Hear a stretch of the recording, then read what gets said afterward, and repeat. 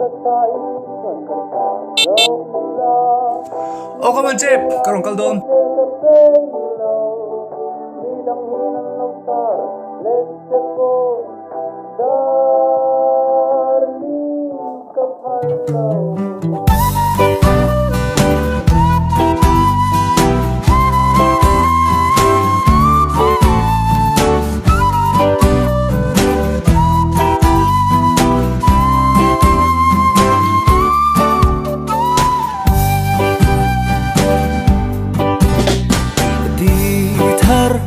katong ta single kabansan thar wheel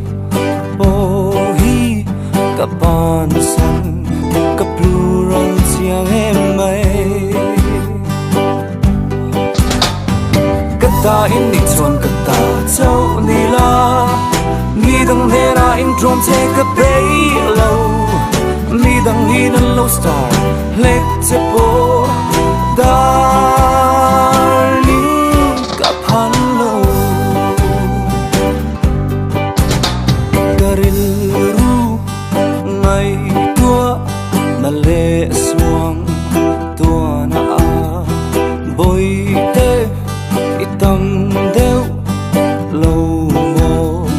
minti azo don kata ini chuan kata chau nila mi dang hera in drum take a bay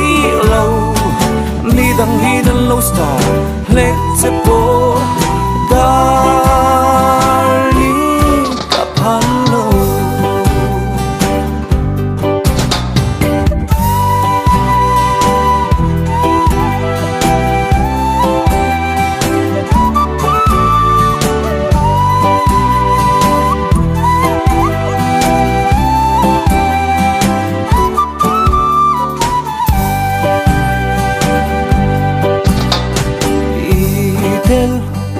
lova nundan min zir tirla min kal san pon tordan kathiamang ma se boite hei ngai khala min kal san lo le ka kal san lo nan se kan kara mel ma eng ang sang ma se rin on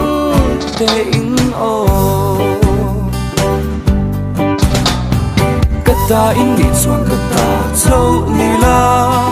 mi dang hera in drum take a bay low mi dang in a low star let te po darling kaphanlo darling kaphanlo